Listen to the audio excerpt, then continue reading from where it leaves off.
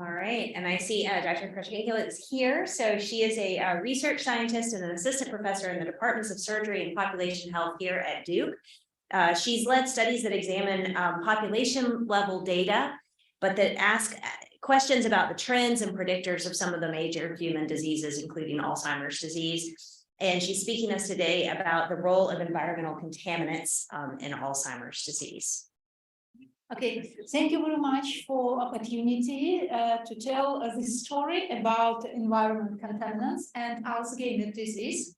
Actually, it's a very important factor that contributes to the disparities, especially for geographic disparities, but also for racial disparities, because we have a tremendous issue of environment injustice. From this point of view, let's see at this wide spectrum of environment contaminants and what is up to date known about the risks of Alzheimer's disease. So as you can see, there are a lot of different risk factors, and it has been shown that they can facilitate Alzheimer's disease progression.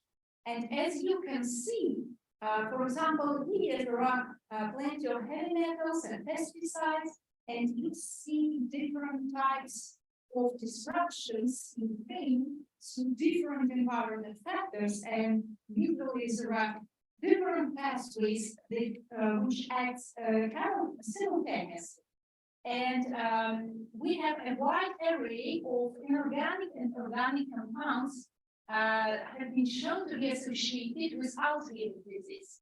However, there are no clear evidence on humans for many of them, and most of the studies till now are in vitro or in animal models. Environment factors, there are plenty of them, include some metals, nanoparticles, pesticides, and many others. They could impact Alzheimer's disease risk.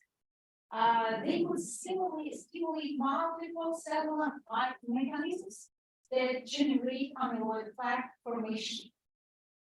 And let's step by step look at different types of environment exposures. First, let's talk about heavy metals. Exposures to heavy metals such as lead, mercury, copper, zinc, cadmium, iron, and many other as air pollutants and water and soil contaminants are surrounding the human. And we see how many resources we have, including natural resources for these metals, agricultural resources, for example, pesticides, fungicides, industrial, it's a huge number of contaminants come from industrial sources. Also domestic and other miscellaneous, including medical waste and landfills. And all these contaminants, it could be in gas, in liquid, in solid discharge, and they may have like direct pollution, like soil contamination and other, and indirect pollution, so water contamination, air contamination, and some other. If we look at Alzheimer's disease, what's known up to date? For example, here we have a spectrum of metals, and we see what is known right now on different mechanisms related to Alzheimer's disease initiation and progression for different metals. We see that some of these pathways could be the same, but some of them are more unique for certain metals.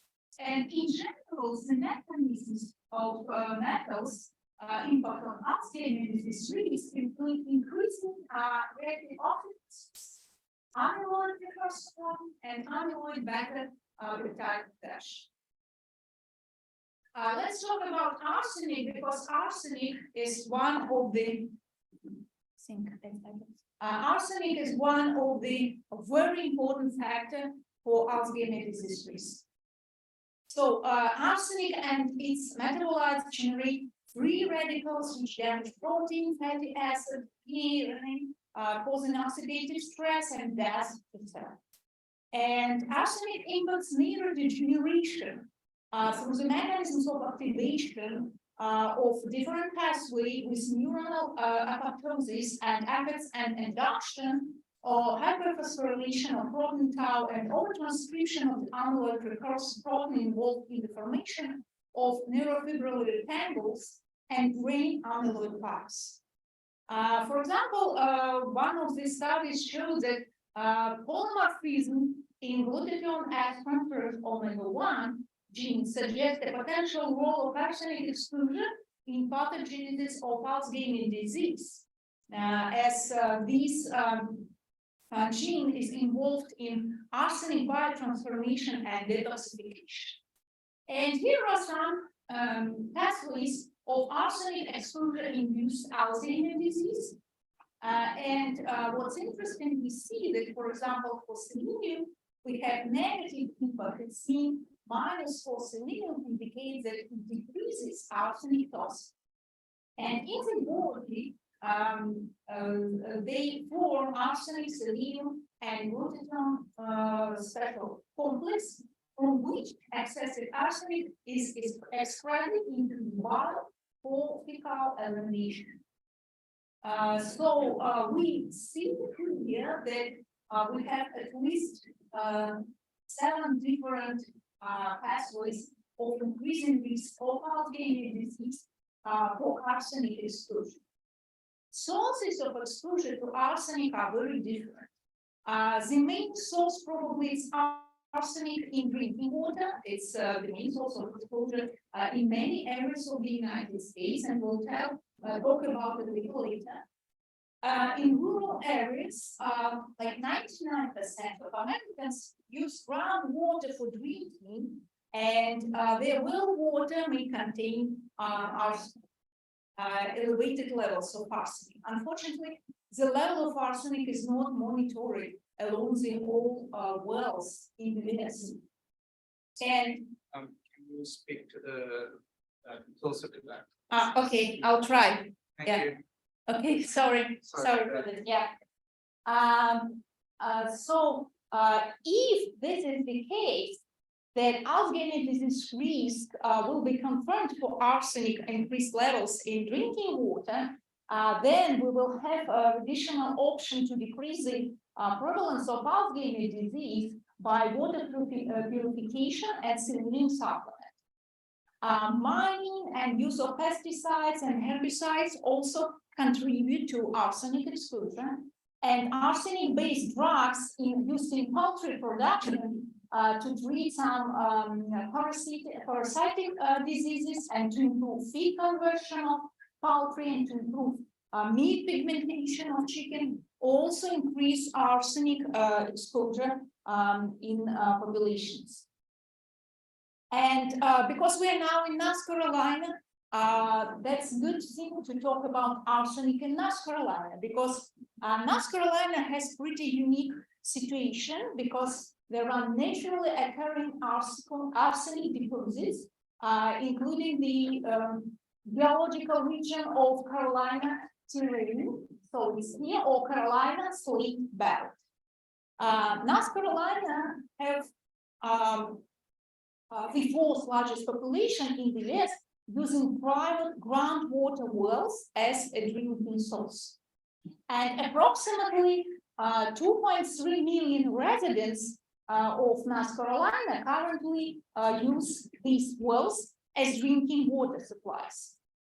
And the EPA maximum contaminant level of arsenic in public water system is 10 microgram per liter, and the maximum contaminant level goal, like health-based recommendation level, is 0. But the level of arsenic detected in some domestic wells in North Carolina is as high as 800, over 800 microgram per liter. And some of the counties of concern have rapidly growing population, for example, around the Charlotte area. So another important, probably for future studies, potential source of environmental contamination associated with increased Alzheimer's disease risk is nanoparticles. And at present, no epidemiological studies investigated the correlation between exposure to these particles and Alzheimer's disease risk. However, experimental evidence supports the potential role of nanoparticles in neurotoxicity and neurodegeneration. Yes. Sorry. It is on. It is on? Okay. Oh, yeah, it's much better. Thank you. So nanoparticles are very small and they can enter the blood circulation of central nervous system through olfactory pathways. And they may be involved in stimulating neuronal cell death, amyloid beta peptide, and amyloid precursor protein production, loss of memory, loss of cognition function, and enhances tau protein and reactive oxygen species production. And they can initiate neuroinflammation and subsequent neurotoxicity, while pro-inflammatory cytokines from macroglia that contribute to cognitive decline. And we see here some mechanisms that are supposed to work for increasing Alzheimer's disease risk, what is known right now about these particles. And now let's talk about the most studied, not sufficiently, but the most studied among environment factors associated with Alzheimer's disease risk. So let's talk about ambient or air particulate matter.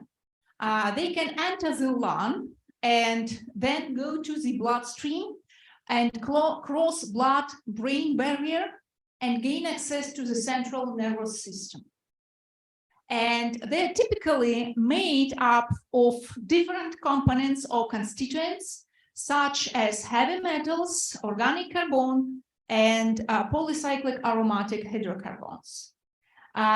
These particulate matters, as small as 2.5, it's fine particulate matters, may induce Alzheimer's disease by acting as environmental antigens, and they can trigger the formation of amyloid plaque.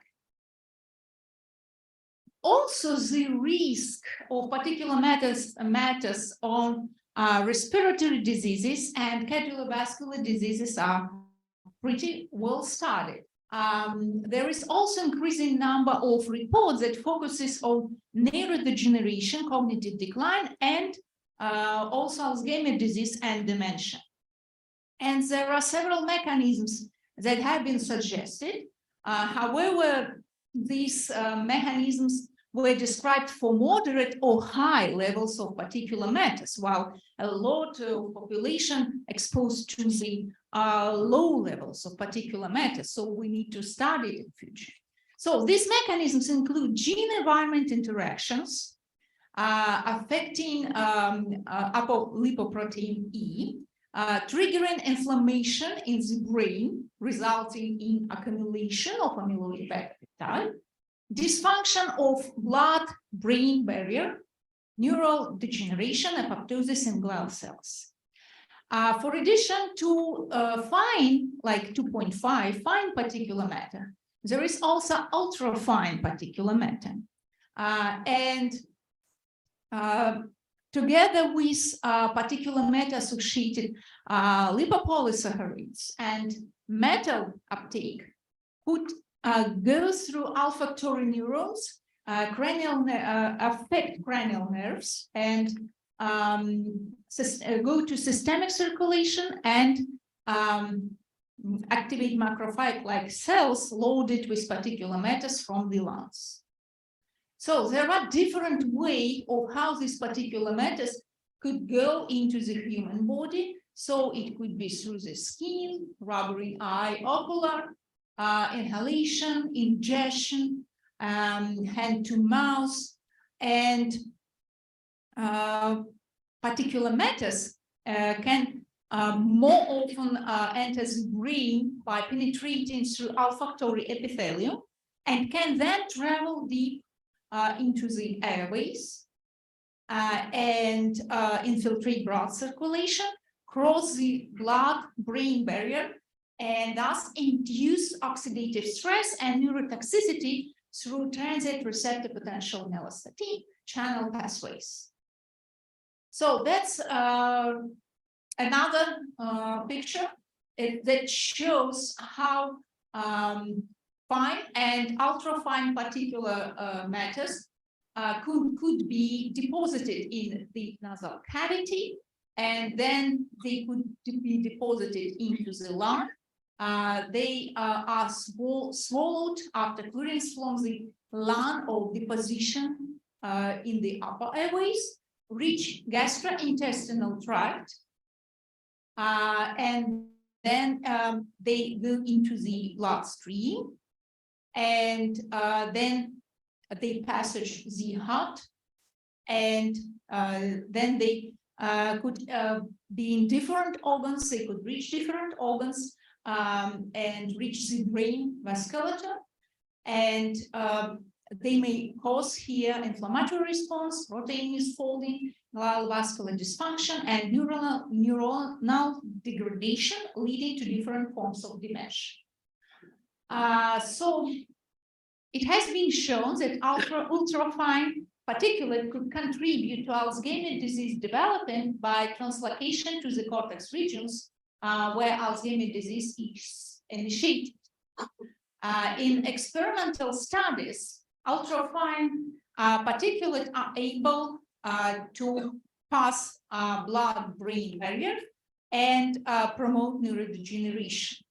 Also, what is important, that particulate matter could impact the gut microbiome and the gut-brain axis. We'll talk about it a little later.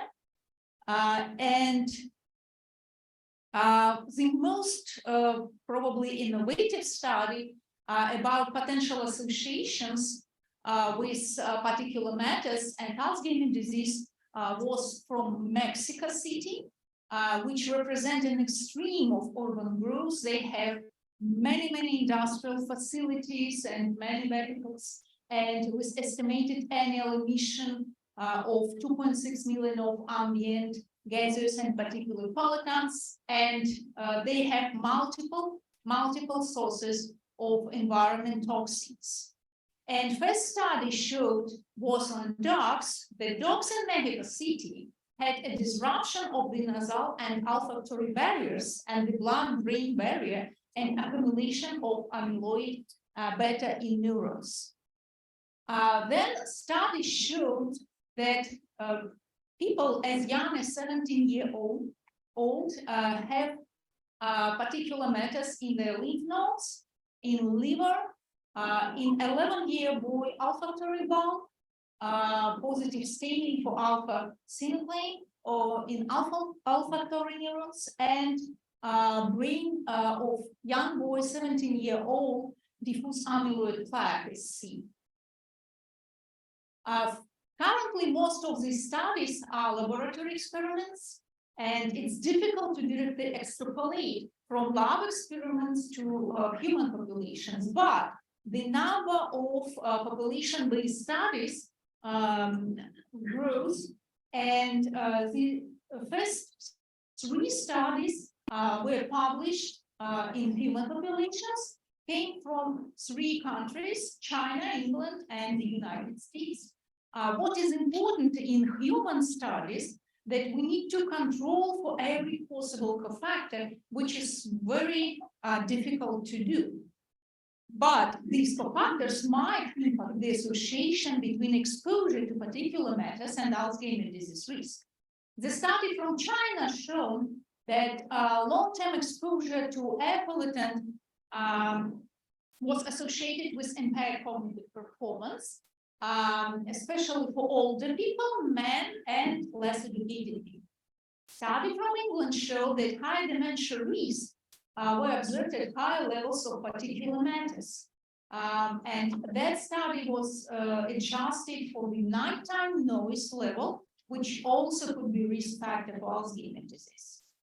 The United States study of women who were exposed to high concentration of air pollution in the preceding 3 years compared to the women who were exposed to lower levels, showed that these women who were exposed to higher levels had a greater decline in learning a list of words and more atrophy in brain areas related to Alzheimer's disease development. And these findings could not be explained by other factors like social demographic factors, lifestyle, employment status, and clinical characteristics.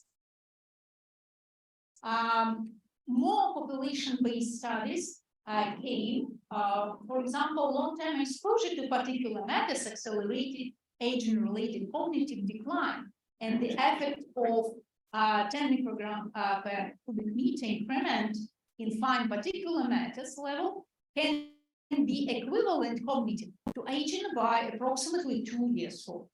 Study on hospital admissions for Alzheimer's disease in Medicare enrollees in 15 northeastern United States cities showed that hazard ratio per 1 microgram per meter increase of particular matters was 1.15, and there were substantial variations in city-specific compositions.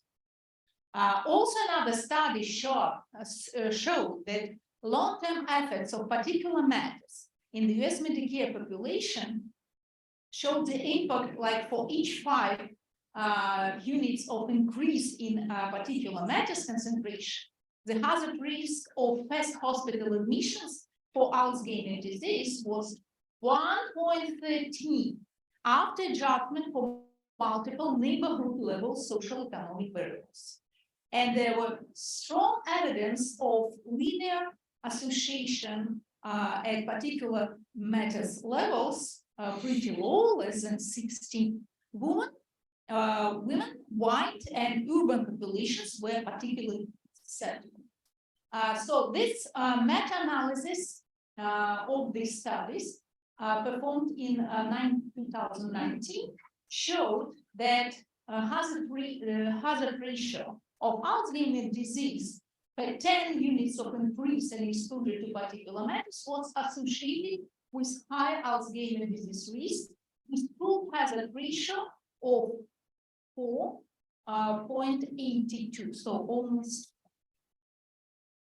Another study showed increased risk of major neurological disorders, and we see that the ratio of Alzheimer's disease is the highest among the other studied diseases, like over 3.26. And this meta-analysis included over 6 million people from 26 countries across the world. In North Carolina, we also performed study on particular matters and Alzheimer's disease risk because North Carolina ranked number 14 for its high Alzheimer's disease mortality among other states. So we looked at previous studies and social economic characteristics, access to medical care, or other factors. They were not able to explain higher risk of Alzheimer's disease. And we look at particular matters levels exceeding the WHO air quality standard over 10 microgram per cubic meter versus low levels of particular matters less than 7.61. And odds ratios were adjusted by multiple characteristics like age, race, sex, median household income, and many other factors, including the level of arsenic in topsoil I mentioned earlier.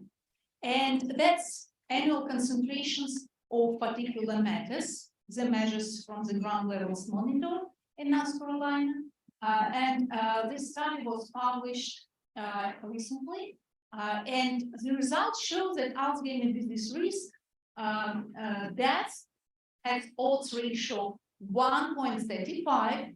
Hospital admissions odds ratio was 1.52, and increase in particular matters levels for 1 unit resulted in Alzheimer's disease hospital admissions odds ratio 1.1.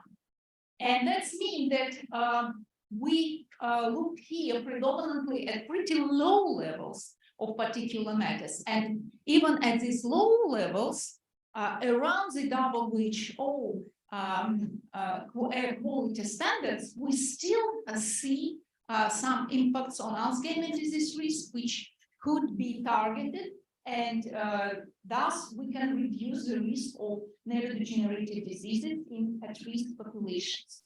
There is also important to look at particulate matters constituents, and there are now studies appearing. You see, like very recent study that analyzes hazard ratio for different components of particulate matters, because it's really like not every component has the same impact. So here, here we see that the black carbon organic matter, sawdust, nitrites, were analyzed. And we see like black carbon, sulfate, nitrite ammonia, and organic matter had impact on both dementia and Alzheimer's disease risk. And it is unclear whether this effect is per se for this constituent or it's correlated with some other pollutants, so we need to study it further. But this information provide information on sources, so we can target these specific sources and develop more effective abatement strategies. So we need to also mention herbicides and pesticides, because they're surrounding us like everywhere. And there are also recent studies that showing different mechanisms which could cause the Alzheimer's disease neuropathology and increase Alzheimer's disease risk. So there's pesticides also. And there are several of pesticides and herbicides and insecticides, which were like rotenone, described our paraquat as linked to increased risk of Alzheimer's disease. And that's one of the analysis of existing literature for 2020 on different types of agricultural chemicals, which has been shown potentially to increase the risk of Alzheimer's disease in nearby communities. And the last important component we need to mention while talking about environment exposures is gut microbiota and microbiota gut-brain axis. This is a dynamic microbial system, and it's challenged by various environment factors. And profiles of this microbiome is strongly associated with aqueous alleles, and environment contaminants constantly interact with this axis, and the dysregulation of the microbiota gut-brain axis has been increasingly implicated in neurological disorders, including Alzheimer's disease. And damaged neurons release amyloid beta tau protein, alpha-synuclein, which accumulate in microglia and produces increased levels of pro-inflammatory cytokines and accelerate inflammatory cascade. Why this is important to talk about environment factors? Because each individual cannot effectively control sometimes the neighborhood, the industry, the agriculture, everything what surrounds the individual. But further information about regional variations for communities and at risk, for communities living in environment injustice is extremely important, because it could provide great potential for improving neurocognitive health in these at-risk populations. And why exposure to many chemicals which have been shown to be potentially associated with high Alzheimer's disease risk in the future because of their commercial use and its use in essential services is difficult to regulate right now, but getting the knowledge about these factors will provide us with additional information on how to improve cognitive health. There are also plenty of study limitations, and we understand it, such as long latency period for Alzheimer's disease, combinations of multiple environment exposures, complex mixture of simultaneously contaminated water, soil, air, components, constituents of particular matters, which could have geographically very specific impacts and differ substantially even by zip code. And also limited information on individual exposure measurements, account for other environment factors such as traffic noise, as Alzheimer's disease risk factor, account for indoor-outdoor exposures, and also under and over diagnosis of Alzheimer's disease. But we hope that we can work on this, and there are several research groups which work on this type of analysis, and some future study directions, not all, but some future study directions include toxicological studies to understand the role of constituents, for example, of particular methods with specific disease risk, large prospective population-based cohorts, intensifying monitoring of water and air contaminants, modeling and forecasting the impacts of future mitigation.